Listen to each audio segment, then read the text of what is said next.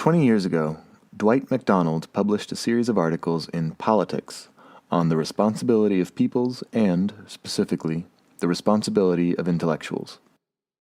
I read them as an undergraduate in the years just after the war, and had occasion to read them again a few months ago. They seem to me to have lost none of their power or persuasiveness. MacDonald is concerned with the question of war guilt. He asks the question, to what extent were the German or Japanese people responsible for the atrocities committed by their governments? And, quite properly, he turns the question back to us. To what extent are the British or American people responsible for the vicious terror bombings of civilians, perfected as a technique of warfare by the Western democracies, and reaching their culmination in Hiroshima and Nagasaki, surely among the most unspeakable crimes in history?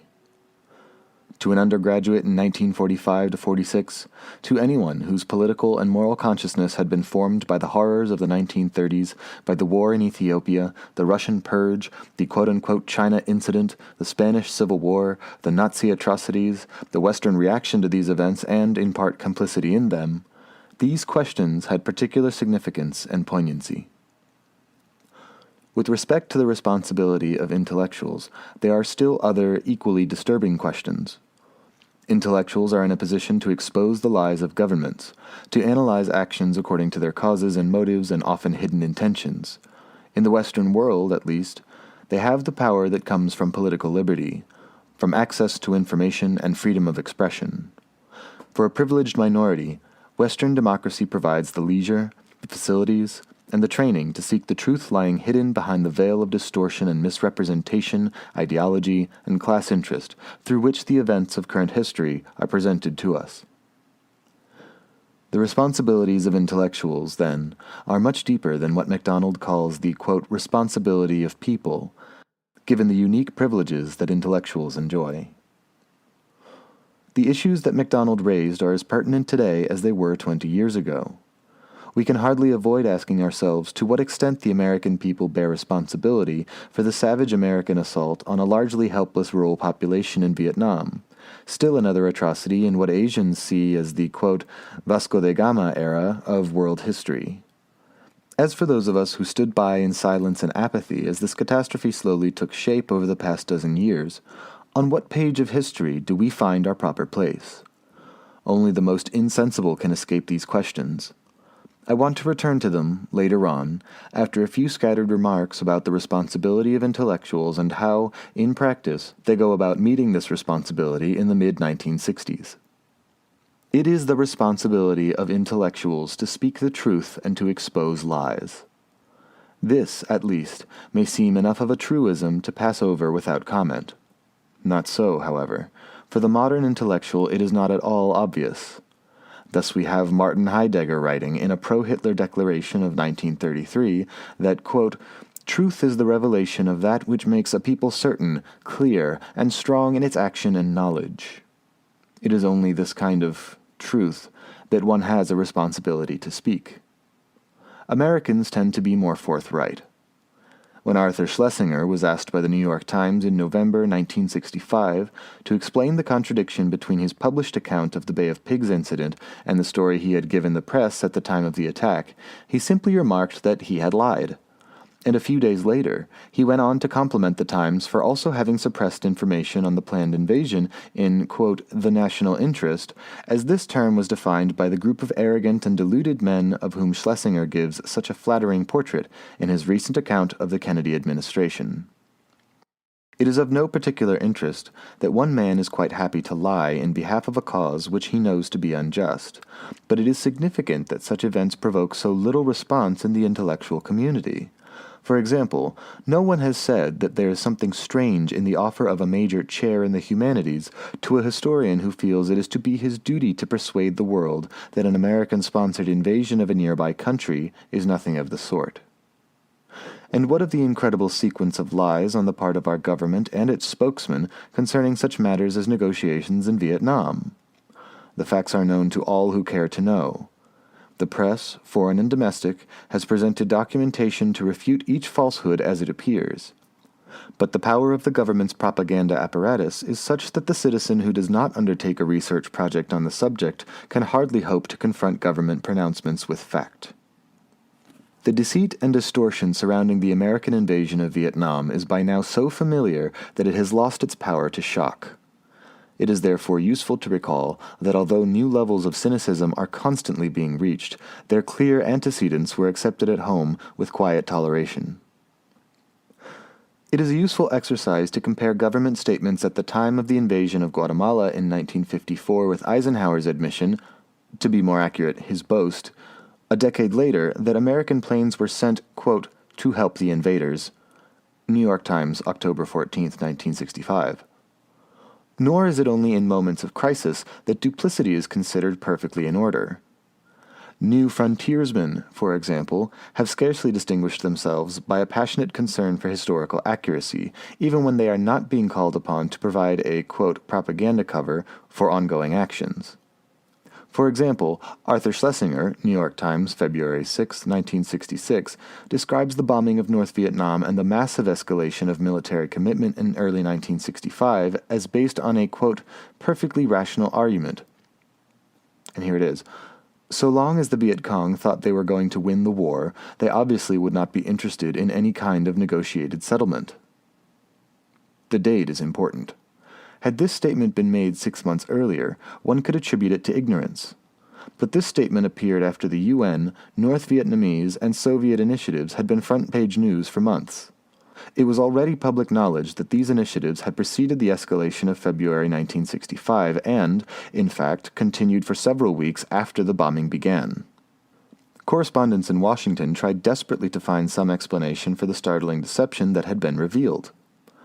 Chalmers Roberts, for example, wrote in the Boston Globe on November 19th with unconscious irony, late February 1965, hardly seemed to Washington to be a propitious moment for negotiations, since Mr. Johnson had just ordered the first bombing of North Vietnam in an effort to bring Hanoi to a conference table where the bargaining chips on both sides would be more closely matched. Coming at that moment, Schlesinger's statement is less an example of deceit than of contempt. Contempt for an audience that can be expected to tolerate such behavior with silence, if not approval. To turn to someone closer to the actual formation and implementation of policy, consider some of the reflections of Walt Rostow, a man who, according to Schlesinger, brought a, quote, spacious historical view to the conduct of foreign affairs in the Kennedy administration. According to his analysis, the guerrilla warfare in Indochina in 1946 was launched by Stalin, and Hanoi initiated the guerrilla war against South Vietnam in 1958. The view from the seventh floor, page 39 and 152. Similarly, the communist planners probed the free world spectrum of defense in northern Azerbaijan and Greece, where Stalin supported substantial guerrilla warfare, operating from plans carefully laid in 1945. And in Central Europe, the Soviet Union was not prepared to accept a solution which would remove the dangerous tensions from Central Europe at the risk of even slowly staged corrosion of communism in East Germany.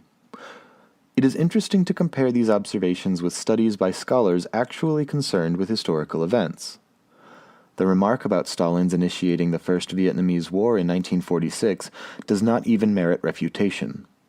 But even government sources concede that in 1959, Hanoi received the first direct reports of what Diem referred to as his own Algerian War, and that only after this did they lay their plans to involve themselves in this struggle. In fact, in December 1958, Hanoi made another of its many attempts, rebuffed once again by Saigon and the United States, to establish diplomatic and commercial relations with the Saigon government on the basis of the status quo. Rostow offers no evidence of Stalin's support for the Greek guerrillas. In fact, though the historical record is far from clear, it seems that Stalin was by no means pleased with the adventurism of the Greek guerrillas, who, from his point of view, were upsetting the satisfactory post-war imperialist settlement. Rostow's remarks about Germany are more interesting still. He does not see fit to mention, for example, the Russian notes of March to April 1952, which proposed unification of Germany under internationally supervised elections, with withdrawal of all troops within a year if there was a guarantee that a reunified Germany would not be permitted to join a Western military alliance. And he has also momentarily forgotten his own characterization of the strategy of the Truman and Eisenhower administrations, to avoid any serious negotiation with the Soviet Union until the West could confront Moscow with German rearmament within an organized European framework as a fait accompli. To be sure, in defiance of the Potsdam Agreements. But most interesting of all is Rostow's reference to Iran. The facts are that there was a Russian attempt to impose by force a pro-Soviet government in northern Azerbaijan that would grant the Soviet Union access to Iranian oil. This was rebuffed by superior Anglo-American force in 1946, at which point the more powerful imperialism obtained full rights to Iranian oil for itself with the installation of a pro-Western government. We recall what happened when, for a brief period in the early 1950s, the only Iranian government with something of a popular base experimented with the curious idea that Iranian oil should belong to the Iranians. What is interesting, however, is the description of northern Azerbaijan as part of the free world spectrum of defense. It is pointless by now to comment on the debasement of the phrase free world. But by what law of nature does Iran, with its resources, fall within Western dominion? The bland assumption that it does is most revealing of deep-seated attitudes toward the conduct of foreign affairs. In addition to this growing lack of concern for truth, we find, in recent published statements, a real or feigned naivete about American actions that reaches startling proportions. For example, Arthur Schlesinger, according to The Times, February 6, 1966, characterized our Vietnamese policies of 1954 as part of our general program of international goodwill. Unless intended as irony, this remark shows either a colossal cynicism or the inability on a scale that defies measurement to comprehend elementary phenomena of contemporary history. Similarly, what is one to make of the testimony of Thomas Schelling before the House Foreign Affairs Committee January 27, 1965, in which he discusses two great dangers if all Asia, quote, goes communist? First, this would exclude the United States and what we call Western civilization from a large part of the world that is poor and colored and potentially hostile. Second, a country like the United States probably cannot maintain self-confidence if just about the greatest thing it ever attempted, namely to create the basis for decency and prosperity and democratic government in the underdeveloped world, had to be acknowledged as a failure or as an attempt that we wouldn't try again. It surpasses belief that a person with even a minimal acquaintance with the record of American foreign policy could produce such statements. It surpasses belief, that is, unless we look at the matter from a more historical point of view, and place such statements in the context of the hypocritical moralism of the past. For example, of Woodrow Wilson, who was going to teach the Latin Americans the art of good government and who wrote, 1902, that it is our, quote, peculiar duty to teach colonial peoples order and self-control, and the drill and habit of law and obedience. Or of the missionaries of the 1840s, who described the hideous and degrading opium wars as, quote, the result of a great design of Providence to make the wickedness of men subserve his purposes of mercy toward China, in breaking through her wall of exclusion and bringing the empire into more immediate contact with Western and Christian nations. Or, to approach the present, of A. Burrell, who, in commenting on the Dominican intervention, has the impertinence to attribute the problems of the Caribbean countries to imperialism. Russian imperialism. As a final example of this failure of skepticism, consider the remarks of Henry Kissinger in his concluding remarks at the Harvard-Oxford television debate on America's Vietnam policies.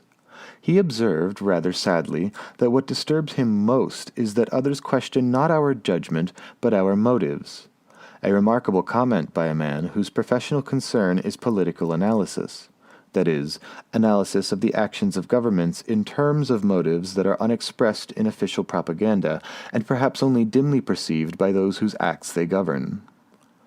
No one would be disturbed by an analysis of the political behavior of the Russians, French, or Tanzanians questioning their motives and interpreting their actions by the long-range interests concealed behind their official rhetoric.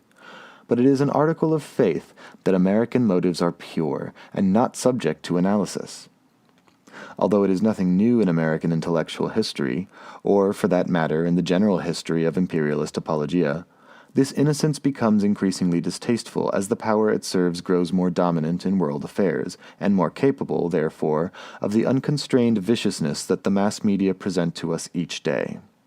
We are hardly the first power in history to combine material interests, great technological capacity, and an utter disregard for the suffering and misery of the lower orders. The long tradition of naivete and self-righteousness that disfigures our intellectual history, however, must serve as a warning to the Third World, if such a warning is needed, as to how our protestations of sincerity and benign intent are to be interpreted. The basic assumptions of the new frontiersman should be pondered carefully by those who look forward to the involvement of academic intellectuals in politics. For example, I have referred above to Arthur Schlesinger's objections to the Bay of Pigs invasion, but the reference was imprecise. True, he felt that it was a terrible idea, but not because the notion of sponsoring an exile attempt to overthrow Castro seemed intolerable in itself. Such a reaction would be the merest sentimentality, unthinkable to a tough-minded realist. The difficulty, rather, was that it seemed unlikely that the deception could succeed. The operation, in his view, was ill-conceived but not otherwise objectionable. In a similar vein, Schlesinger quotes with approval Kennedy's quote-unquote realistic assessment of the situation resulting from Trujillo's assassination. I'm quoting, "There are three possibilities in descending order of preference: a decent democratic regime, a continuation of the Trujillo regime, or a Castro regime. We ought to aim at the first, but we really can't renounce the second until we are sure that we can avoid the third." The reason why the third possibility is so intolerable is explained a few pages later. Quote, "Communist success in Latin America would deal a much harder blow to the power and influence of the United States." Of course, we can never really be sure of avoiding the third possibility. Therefore, in practice, we will always settle for the second, as we are doing now in Brazil and Argentina, for example. Or consider Walt Rostow's view on American policy in Asia.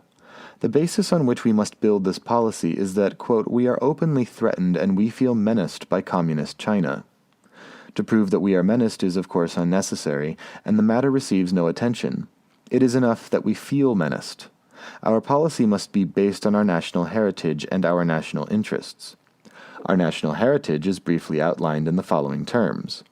Quote, "Throughout the 19th century, in good conscience, Americans could devote themselves to the extension of both their principles and their power on this continent, making use of the somewhat elastic concept of the Monroe Doctrine, and of course extending the American interest to Alaska and the mid-Pacific Islands.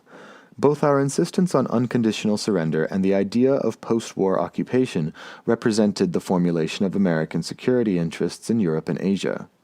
So much for our heritage. As to our interests, the matter is equally simple.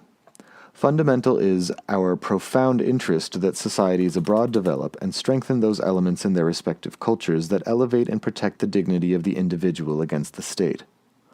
At the same time, we must counter the ideological threat, namely the possibility that the Chinese communists can prove to Asians by progress in China that communist methods are better and faster than democratic methods. Nothing is said about those people in Asian cultures to whom our conception of the proper relation of the individual to the state may not be the uniquely important value, people who might, for example, be concerned with preserving the dignity of the individual against concentrations of foreign or domestic capital, or against semi-feudal structures such as Trujillo-type dictatorships introduced or kept in power by American arms. All of this is flavored with the allusions to our religious and ethical value systems and to our diffuse and complex concepts, which are to the Asian mind so much more difficult to grasp than Marxist dogma, and are so disturbing to some Asians because of their very lack of dogmatism. Such intellectual contributions as these suggest the need for a correction to de Gaulle's remark in his memoirs about the American will to power cloaking itself in idealism. By now, this will to power is not so much cloaked in idealism as it is drowned in fatuity. And academic intellectuals have made their unique contribution to this sorry picture. Let us, however, return to the war in Vietnam and the response that it has aroused among American intellectuals. A striking feature of the recent debate on Southeast Asian policy has been the distinction that is commonly drawn between quote-unquote responsible criticism on the one hand and sentimental or emotional or hysterical criticism on the other. There is much to be learned from a careful study of the terms in which this distinction is drawn. The Hysterical critics are to be identified, apparently, by their irrational refusal to accept one fundamental political axiom, namely that the United States has the right to extend its power and control without limit insofar as is feasible. Responsible criticism does not challenge this assumption, but argues, rather, that we probably can't get away with it at this particular time and place. A distinction of this sort seems to be what Irving Kristol, for example, has in mind in his analysis of the protest over Vietnam policy. Encounter, August 1965. He contrasts the responsible critics, such as Walter Lippmann, The Times, and Senator Fulbright, with the teach-in movement. Unlike the university protesters, he points out, Mr. Lippmann engages in no presumptuous suppositions as to what the Vietnamese people really want. He obviously doesn't much care, or in legalistic exegesis as to whether or to what extent there is aggression or revolution in South Vietnam. His is a realpolitik point of view, and he will apparently even contemplate the possibility of a nuclear war against China in extreme circumstances. End of quote. This is commendable, and contrasts favorably for Kristol with the talk of the unreasonable ideological types in the teach-in movement, who often seem to be motivated by such absurdities as simple, virtuous anti-imperialism, who deliver harangues on the power structure, and who even sometimes stoop so low as to read articles and reports from the foreign press on the American presence in Vietnam. Furthermore, these nasty types are often psychologists, mathematicians, chemists, or philosophers, just as, incidentally, those most vocal in protest in the Soviet Union are generally physicists, literary intellectuals, and others remote from the exercise of power, rather than people with Washington contacts who, of course, realize that had they a new, good idea about Vietnam, they would get a prompt and respectful hearing in Washington. I am not interested here in whether Kristol's characterization of protest and dissent is accurate, but rather in the assumptions on which it rests. Is the purity of American motives a matter that is beyond discussion, or that is irrelevant to discussion? Should decisions be left to experts with Washington contacts, even if we assume that they command the necessary knowledge and principles to make the quote-unquote best decision, will they invariably do so? And a logically prior question, is expertise applicable, that is there a body of theory and of relevant information, not in the public domain, that can be applied to the analysis of foreign policy, or that demonstrates the correctness of present actions in some way that psychologists, mathematicians, chemists, and philosophers are incapable of comprehending? Although Kristol does not examine these questions directly, his attitude presupposes answers which are wrong in all cases. American aggressiveness, however it may be masked in pious rhetoric, is a dominant force in world affairs, and must be analyzed in terms of its causes and motives. There is no body of theory or significant body of relevant information beyond the comprehension of the layman which makes policy immune from criticism.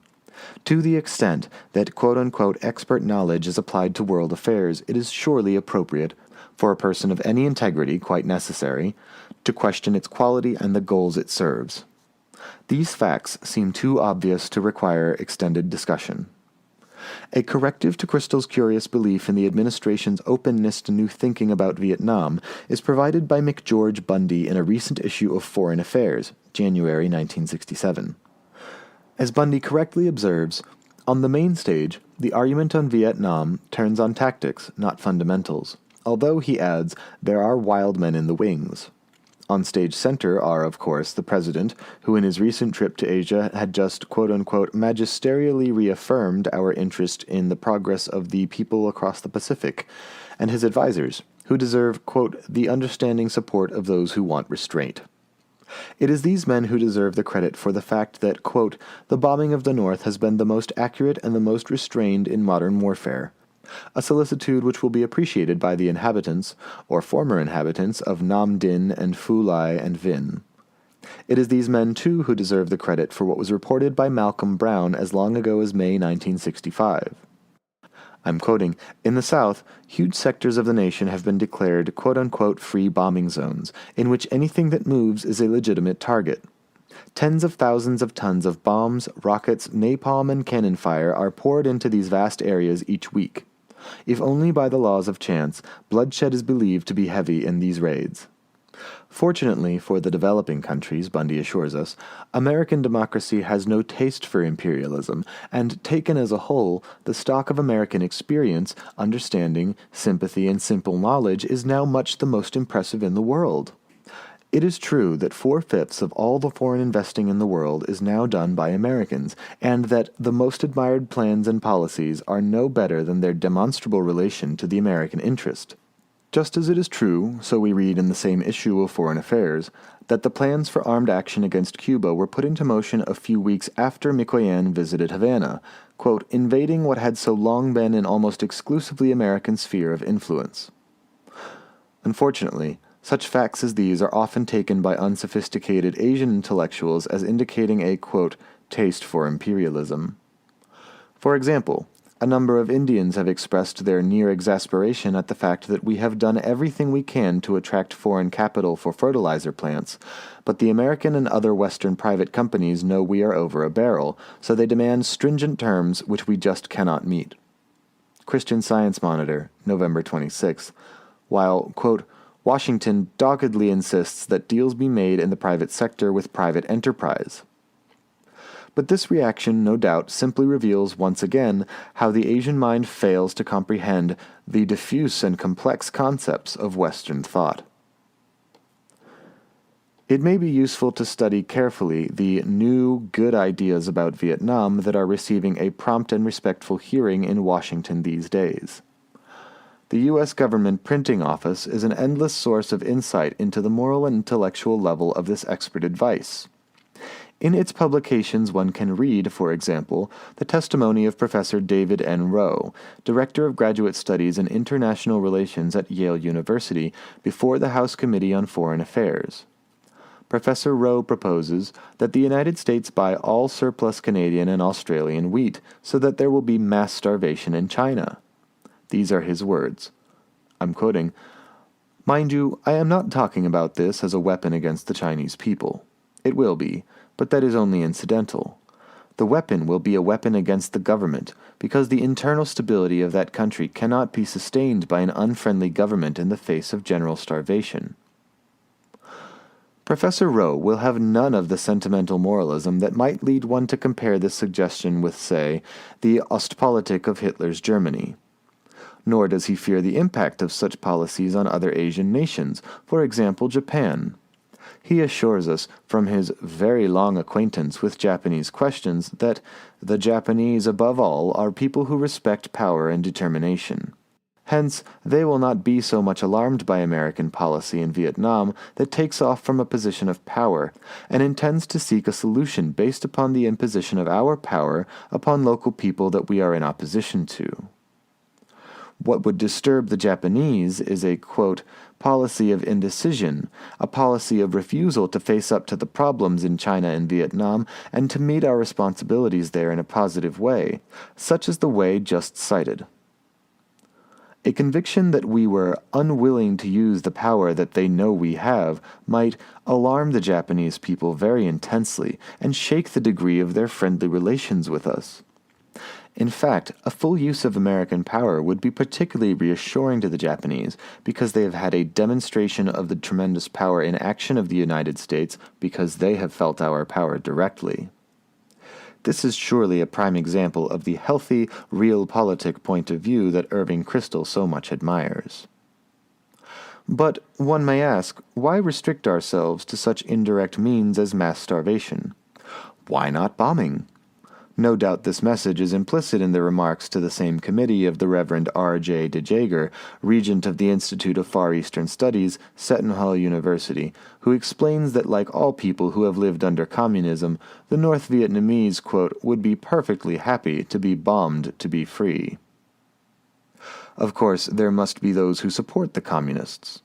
But this is really a matter of small concern, as the Hon. Walter Robertson, Assistant Secretary of State for Far Eastern Affairs from 1953 to 59, points out in his testimony before the same committee.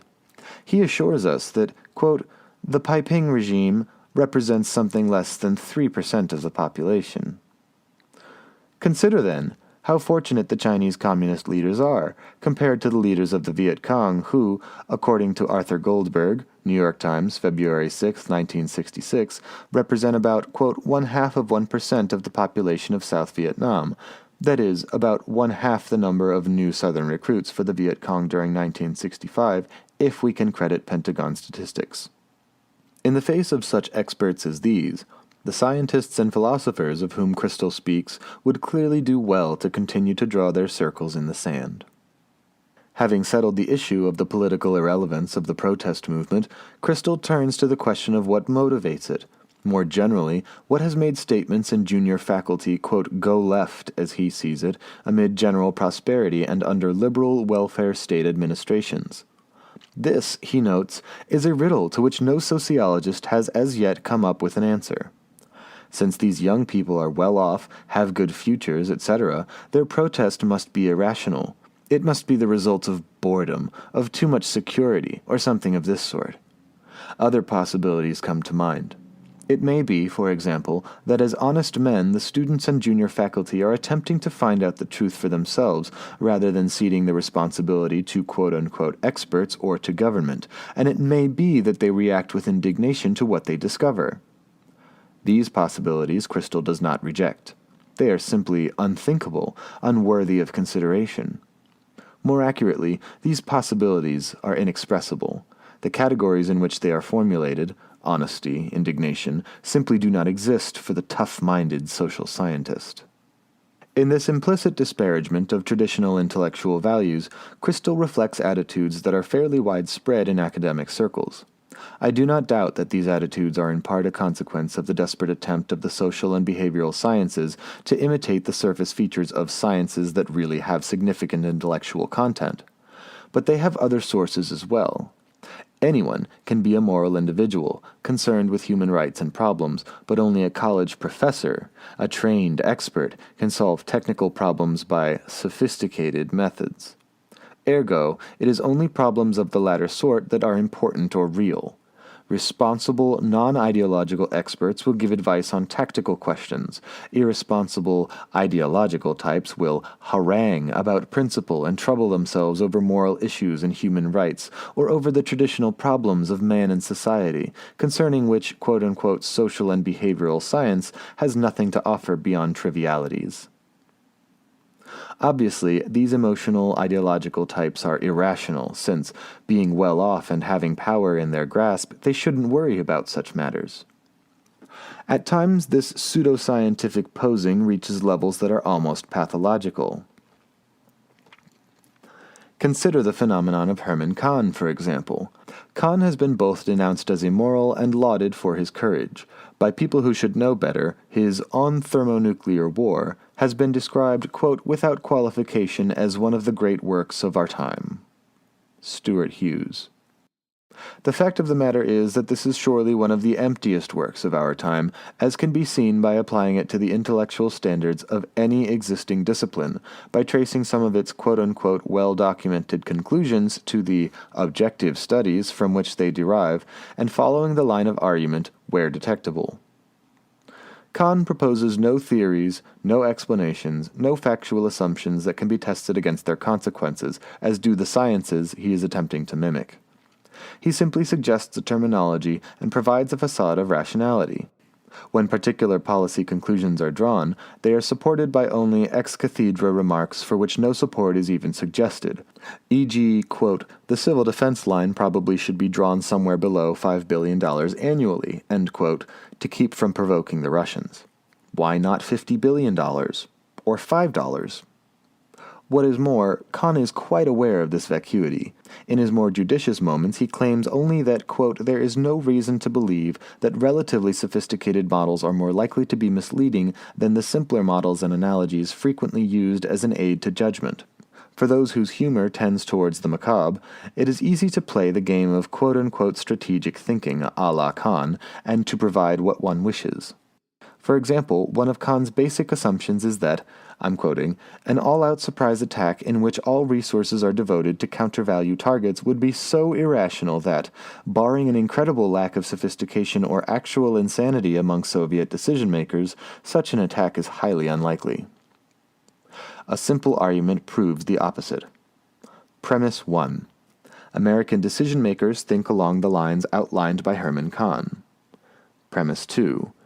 Kahn thinks it would be better for everyone to be red than for everyone to be dead. Premise 3. If the Americans were to respond to an all-out counter-value attack, then everyone would be dead. Conclusion. The Americans will not respond to an all-out counter-value attack, and therefore it should be launched without delay. Of course, one can carry the argument a step further. Fact. The Russians have not carried out an all-out counter-value attack. It follows that they are not rational. If they are not rational, there is no point in quote-unquote strategic thinking. Therefore... Of course, this is all nonsense, but nonsense that differs from Kahn's only in the respect that the argument is of slightly greater complexity than anything to be discovered in his work. What is remarkable is that serious people actually pay attention to these absurdities, no doubt because of the facade of tough-mindedness and pseudoscience. It is a curious and depressing fact that the quote-unquote anti-war movement falls prey all too often to similar confusions. In the fall of 1965, for example, there was an international conference on alternative perspectives on Vietnam, which circulated a pamphlet to potential participants stating its assumptions. The plan was to set up study groups in which 3 types of intellectual tradition will be represented. 1. Area specialists. 2. Social theory, with special emphasis on theories of the international system, of social change and development, of conflict and conflict resolution, or of revolution. 3. The analysis of public policy in terms of basic human values, rooted in various theological, philosophical, and humanist traditions. The second intellectual tradition will provide, quote, general propositions derived from social theory and tested against historical, comparative, or experimental data. The third will provide the framework out of which fundamental value questions can be raised, and in terms of which the moral implications of societal actions can be analyzed. The hope was that, by approaching the questions of Vietnam policy from the moral perspectives of all great religions and philosophical systems, we may find solutions that are more consistent with fundamental human values than current American policy in Vietnam has turned out to be. In short, the experts on values, i.e., spokesmen for the great religions and philosophical systems, and the experts on social theory will provide general empirically validated propositions and, quote, general models of conflict. From this interplay, new policies will emerge, presumably from application of the canons of scientific method. The only debatable issue, it seems to me, is whether it is more ridiculous to turn to experts in social theory for general, well-confirmed propositions, or to the specialists in the great religions and philosophical systems for insights into fundamental human values. There is much more that can be said about this topic, but, without continuing, I would simply like to emphasize that, as is no doubt obvious, the cult of the experts is both self-serving, for those who propound it, and fraudulent. Obviously, one must learn from social and behavioral science whatever one can.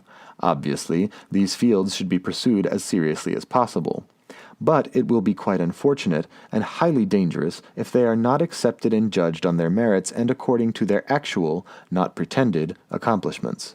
In particular, if there is a body of theory, well tested and verified, that applies to the conduct of foreign affairs or the resolution of domestic or international conflict, its existence has been kept a well-guarded secret.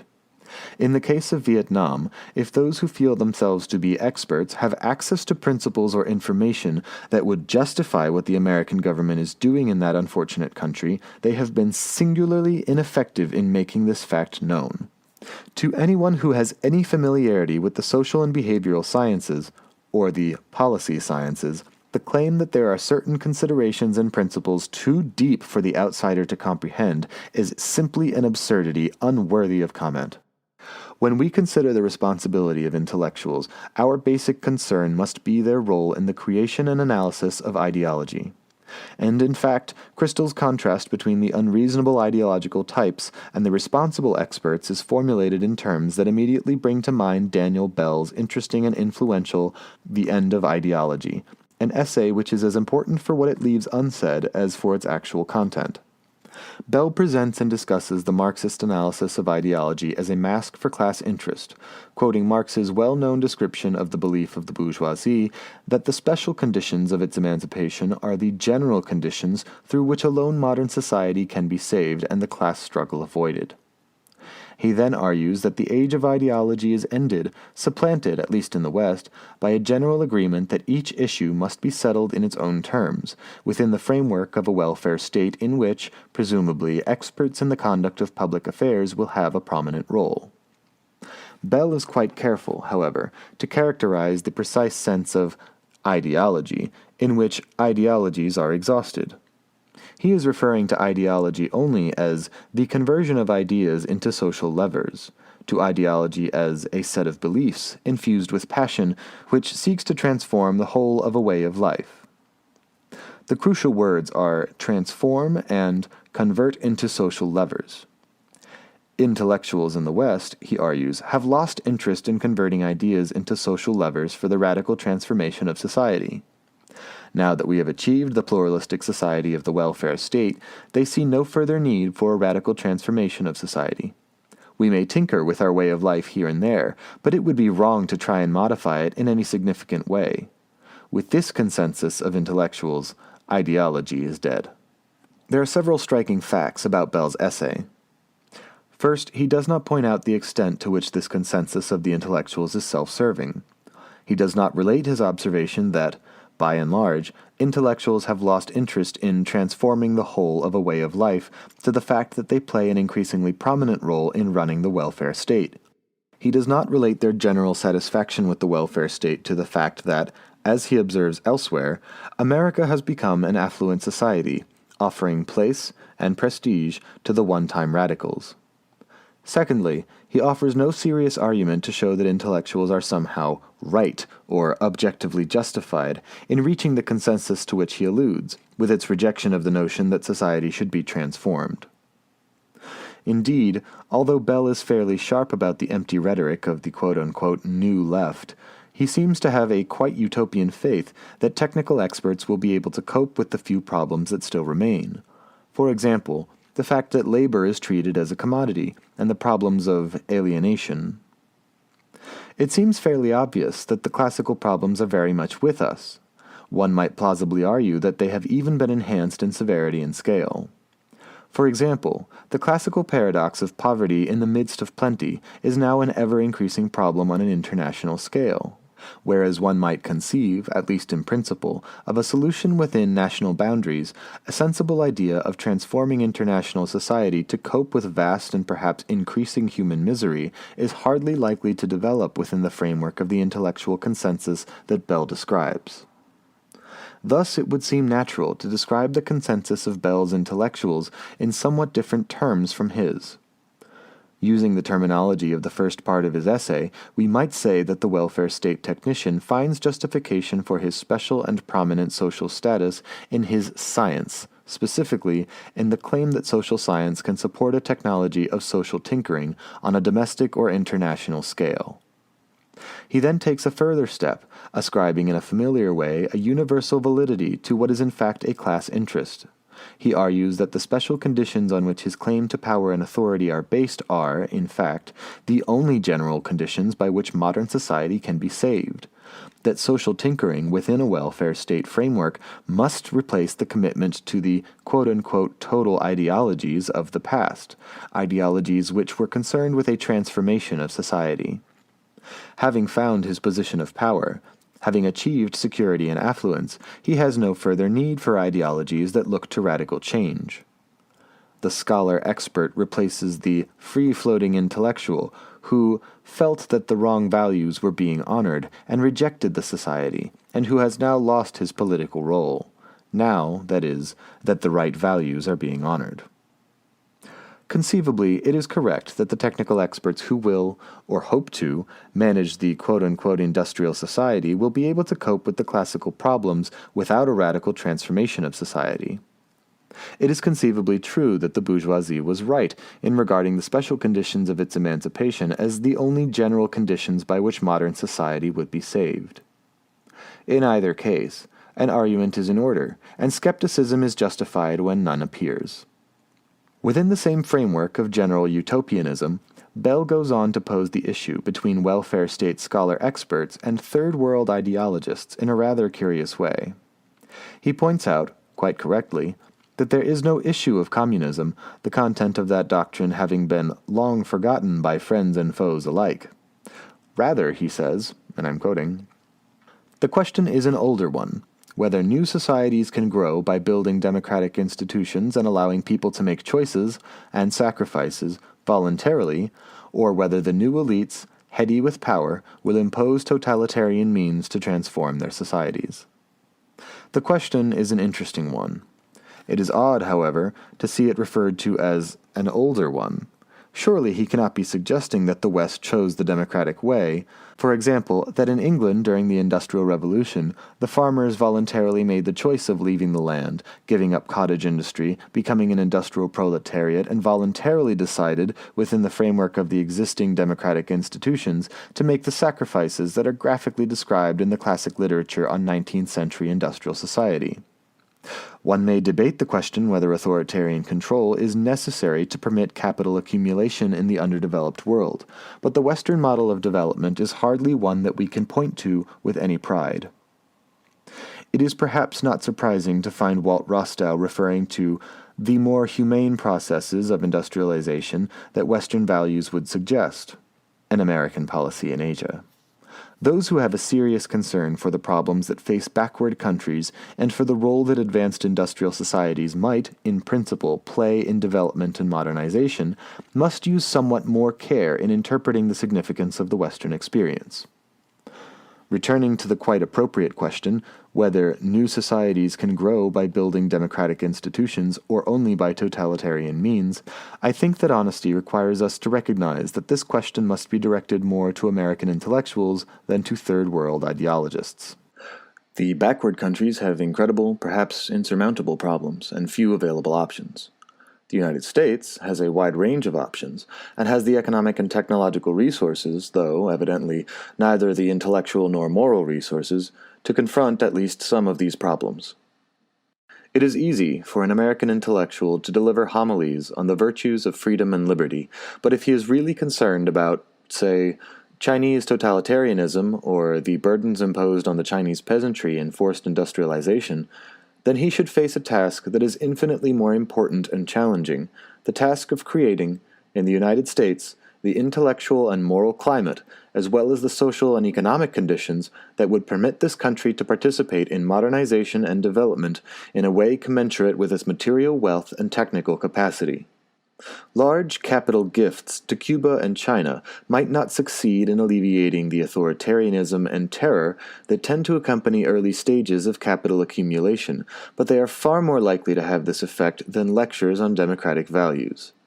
It is possible that even without, quote, capitalist encirclement in its various manifestations, the truly democratic elements in revolutionary movements, in some instances Soviets and collectives, might be undermined by an elite of bureaucrats and technical intelligentsia. But it is almost certain that capitalist encirclement itself, which all revolutionary movements now have to face, will guarantee this result. The lesson, for those who are concerned to strengthen the democratic, spontaneous, and popular elements in developing societies, is quite clear.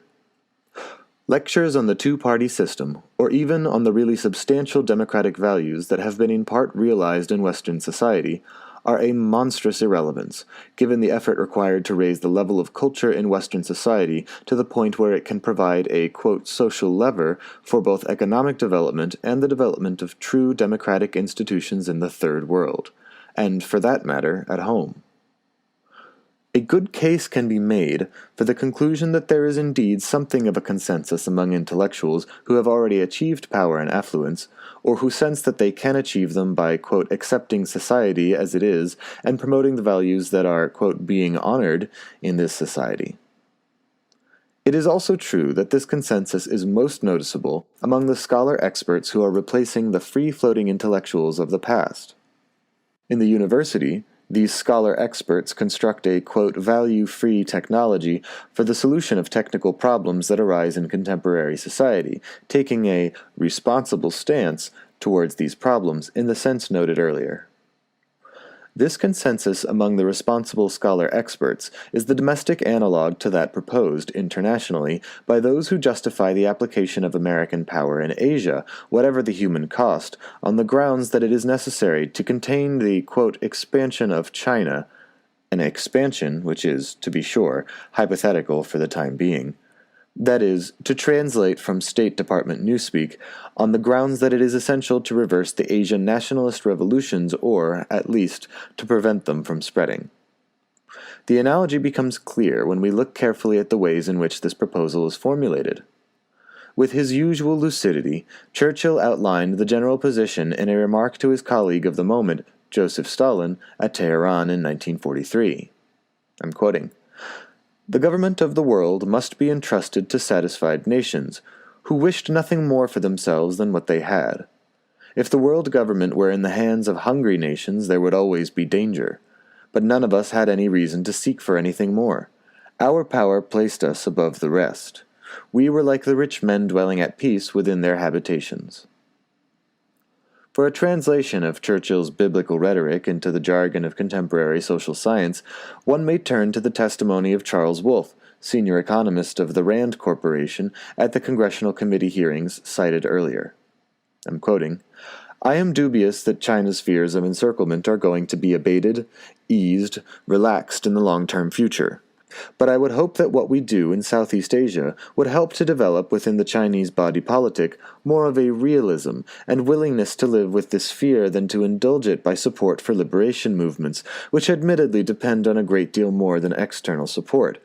The operational question for American foreign policy is not whether that fear can be eliminated or substantially alleviated, but whether China can be faced with a structure of incentives, of penalties and rewards, of inducements that will make it willing to live with this fear." The point is further clarified by Thomas Schelling. Quote, "There is growing experience, which the Chinese can profit from, that although the United States may be interested in encircling them, may be interested in defending nearby areas from them, it is nevertheless prepared to behave peaceably if they are. In short, we are prepared to live peaceably in our, to be sure, rather extensive, habitations. And, quite naturally, we are offended by the undignified noises from the servants' quarters. If, let us say, a peasant-based revolutionary movement tries to achieve independence from foreign powers and the domestic structures they support, or if the Chinese irrationally refuse to respond properly to the schedule of reinforcement that we have prepared for them, if they object to being encircled by the benign and peace-loving, quote, rich men who control the territories on their borders as a natural right, then, evidently, we must respond to this belligerence with appropriate force." It is this mentality that explains the frankness with which the United States government and its academic apologists defend the American refusal to permit a political settlement in Vietnam at a local level, a settlement based on the actual distribution of political forces. Even government experts freely admit that NLF is the only, quote, truly mass-based political party in South Vietnam, that the NLF had, quote, made a conscious and massive effort to extend political participation, even if it was manipulated, on the local level so as to involve the people in a self-contained, self-supporting revolution, and that this effort had been so successful that no political groups, with the possible exception of the Buddhists, thought themselves equal in size and power to risk entering into a coalition, fearing that if they did, the whale would swallow the minnow. Moreover, they concede that until the introduction of overwhelming American force, the NLF had insisted that the struggle, quote, should be fought out at the political level, and that the use of massed military might was in itself illegitimate. The battleground was to be the minds and loyalties of the rural Vietnamese, the weapons were to be ideas. And, correspondingly, that until mid-1964, aid from Hanoi, quote, was largely confined to two areas, doctrinal know-how and leadership personnel. Captured NLF documents contrast the enemy's, quote, military superiority with their own, quote, political superiority, thus fully confirming the analysis of American military spokesmen who define our problem as how, quote, with considerable armed force but little political power, to contain an adversary who has enormous political force but only modest military power. Similarly, the most striking outcome of both the Honolulu Conference in February and the Manila Conference in October was the frank admission by high officials of the Saigon government that they could not survive a peaceful settlement that left the Viet Cong political structure in place even if the Viet Cong guerrilla units were disbanded, that, quote, they are not able to compete politically with the Vietnamese communists. Thus, Moore continues, the Vietnamese demand a pacification program which will have as its core the destruction of the clandestine Viet Cong political structure and the creation of an iron-like system of government political control over the population. And from Manila, the same correspondent, on October 23rd, quotes a high South Vietnamese official as saying that, frankly, we are not strong enough now to compete with the communists on a purely political basis. They are organized and disciplined. The non-communist nationalists are not. We do not have any large, well-organized political parties, and we do not yet have unity. We cannot leave the Viet Cong in existence. Officials in Washington understand the situation very well. Thus, Secretary Rusk has pointed out that, quote, if the Viet Cong come to the conference table as full partners, they will, in a sense, have been victorious in the very aims that South Vietnam and the United States are pledged to prevent. Max Frankel reported from Washington in the Times on February 18, 1966, that compromise has had no appeal here because the administration concluded long ago that the non-communist forces of South Vietnam could not long survive in a Saigon coalition with communists.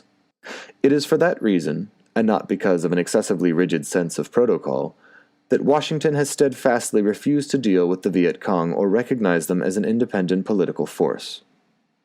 In short, we will, magnanimously, permit Viet Cong representatives to attend negotiations only if they agree to identify themselves as agents of a foreign power and thus forfeit the right to participate in a coalition government, a right which they have now been demanding for a half-dozen years.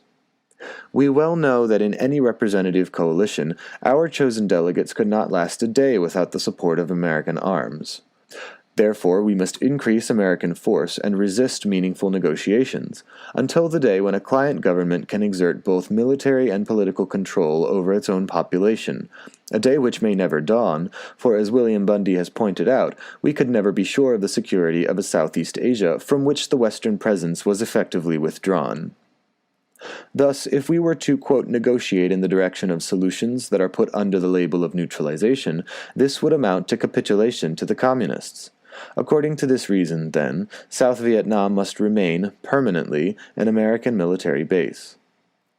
All of this is, of course, reasonable so long as we accept the fundamental political axiom that the United States, with its traditional concern for the rights of the weak and downtrodden, and with its unique insight into the proper mode of development for backward countries, must have the courage and the persistence to impose its will by force, until such time as other nations are prepared to accept these truths, or simply to abandon hope. If it is the responsibility of the intellectual to insist upon the truth, it is also his duty to see events in their historical perspective. Thus one must applaud the insistence of the Secretary of State on the importance of historical analogies, the Munich analogy, for example. As Munich showed, a powerful and aggressive nation with a fanatic belief in its manifest destiny will regard each victory, each extension of its power and authority, as a prelude to the next step.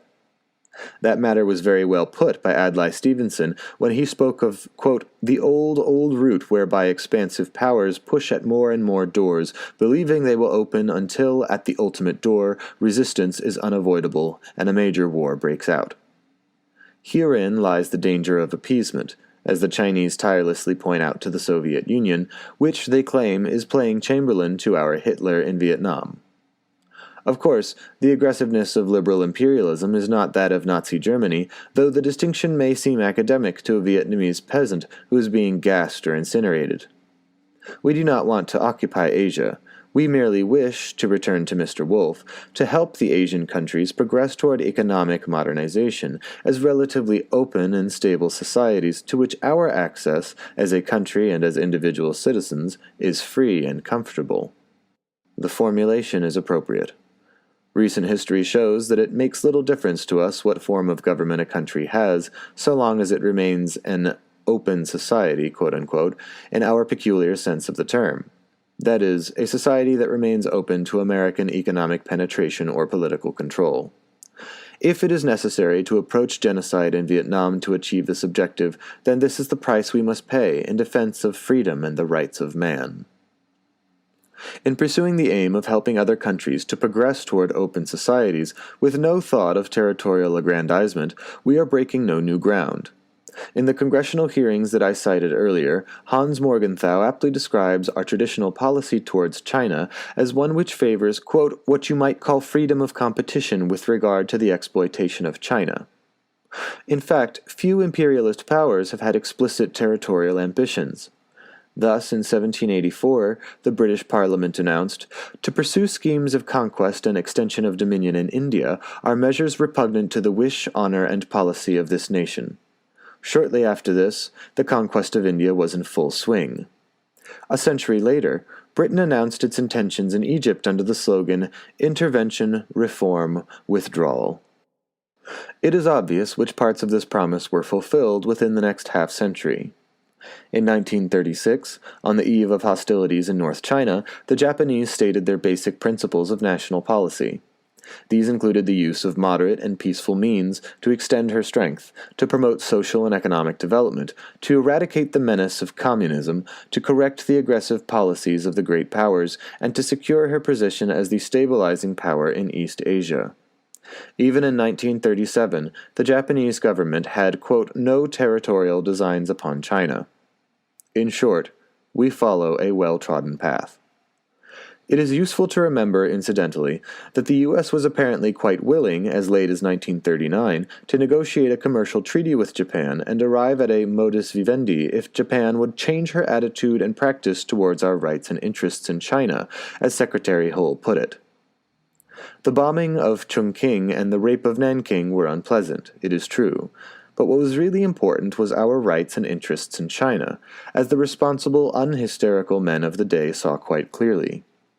It was the closing of the open door by Japan that led inevitably to the Pacific War, just as it is the closing of the door by Communist China itself that may very well lead to the next, and no doubt last, Pacific War. Quite often, the statements of sincere and devoted technical experts give surprising insight into the intellectual attitudes that lie in the background of the latest savagery. Consider, for example, the following comment by the economist Richard Lindholm in 1959, expressing his frustration over the failure of economic development in quote-unquote free Vietnam. I'm quoting, "The use of American aid is determined by how the Vietnamese use their incomes and their savings. The fact that a large portion of the Vietnamese imports financed with American aid are either consumer goods or raw materials used rather directly to meet consumer demands is an indication that the Vietnamese people desire these goods, for they have shown their desire by their willingness to use their piastres to purchase them. In short, the Vietnamese people desire Buicks and air conditioners, rather than sugar refining equipment or road building machinery, as they have shown by their behavior in a free market. And however much we may deplore their free choice, we must allow the people to have their way.